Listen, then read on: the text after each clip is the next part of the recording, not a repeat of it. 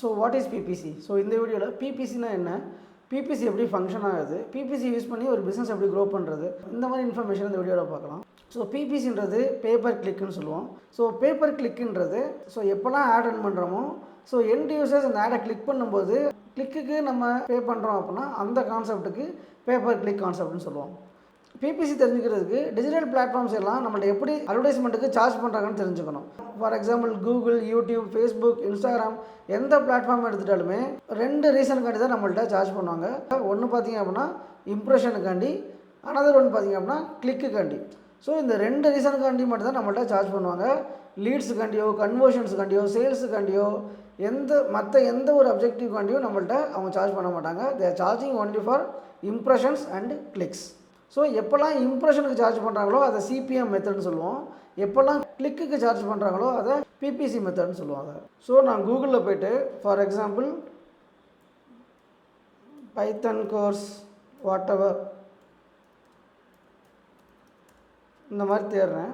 So இங்கே பார்த்தீங்க அப்படின்னா I can see some advertisements 1, 2, 3 அட்வர்டைஸ்மெண்ட்ஸை நம்ம ஒழுங்காக பார்க்க முடியாது.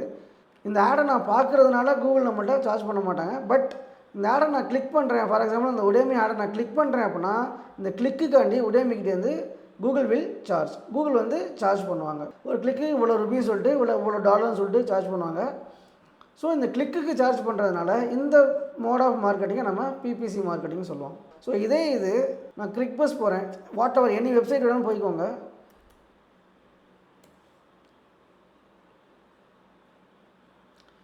Here I can see advertisements. இங்கே பார்த்தீங்க அப்படின்னா அடோபியோட ஆடு உங்களால் பார்க்க முடியுது. இப்போ நான் அதை கிளிக் பண்ணுறேன் அப்படின்னா ஆட்ஸ் பை கூகுள்னு வருது. ஓகேவா? ஸோ இந்த ஆடுமே பார்த்தீங்க அப்படின்னா கூகுளோட பிளாட்ஃபார்மை யூஸ் பண்ணி தான் ரன் பண்ணுறாங்க, கூகுள் ஆட்ஸை யூஸ் பண்ணி தான் ரன் பண்ணுறாங்க. ஸோ இந்த ஆடை நான் கிளிக் பண்ணாலும் பண்ணாட்டியும் இந்த ஆடை பார்த்ததுக்காண்டியே அடோபிட்டேருந்து சார்ஜ் பண்ணியிருப்பாங்க. ஓகேவா?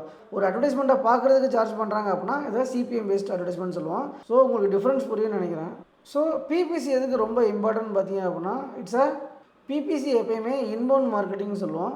இன்பவுண்ட் மார்க்கெட்டிங்கிறது கஸ்டமருக்கு ஒரு நீடு இருக்கும்போது அவங்க அந்த ப்ராடக்ட்டையோ சர்வீஸையோ தேடி வராங்க அப்படின்னா அதை தான் நம்ம இன்பவுண்ட் மார்க்கெட்டிங் சொல்லுவோம். ஸோ மார்க்கெட்டிங்கில் 2 விதமான கான்செப்ட் இருக்குது. ஒன்று பார்த்திங்கன்னா inbound, another one is outbound. இன்பவுண்ட்ன்றது கஸ்டமரே நம்மளை தேடி வராங்க அப்படின்னா இட்ஸ் கால்டு இன்பவுண்ட் சொல்லுவோம்.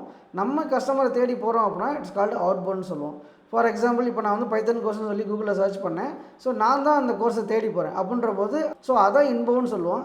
இப்போ ஃபார் எக்ஸாம்பிள் நான் ஒரு ஃபேஸ்புக்கோ இன்ஸ்டாகிராமோ ஸ்க்ரோல் பண்ணிக்கிட்டு இருக்கேன் அப்படின்னா என்னோட பர்பஸ் ஆஃப் யூஸிங் இன்ஸ்டாகிராம் வந்து நான் ஆடு பார்க்குறதுக்காண்டி நான் இன்ஸ்டாகிராம் போகலை, ஏதாவது கண்டென்ட் கன்சியூம் பண்ணுறதுக்காண்டி தான் நான் போயிருப்பேனே தவிர ஆடை பார்க்குறதுக்காண்டி போயிருக்க மாட்டேன். ஸோ அந்த மாதிரி நான் கண்டென்ட்டை கன்சியூம் பண்ணும்போது இன்பிட்வீன் த கண்டென்ட் ஆடை நான் பார்க்குறேன் அப்படின்னா அந்த மாதிரி மார்க்கெட்டிங்கை நம்ம அவுட்பவுண்ட் மார்க்கெட்டிங் சொல்லுவோம். பர்ச்சேஸ் பிஹேவியர் ரொம்பவே டிஃப்ரெண்ட் ஆகும். இன்பவுண்ட் மார்க்கெட்டிங்க்கு பர்ச்சேஸ் பிஹேவியர் அந்த பர்ச்சேஸ் இன்டென்ட்ன்றது ரொம்ப அதிகமாக இருக்கும்.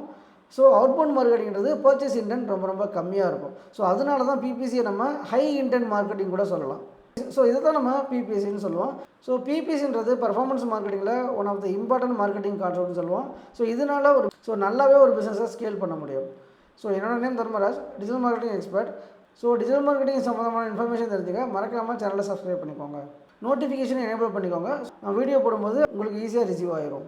ஸோ வேறு ஏதாவது மாடல் உங்களுக்கு டவுட் இருக்குது அப்படின்னா கமெண்ட் பண்ணுங்கள். ஸோ அந்த மாடல் நான் டீட்டெயிலாக கவர் பண்ணுறேன். Thank you, by.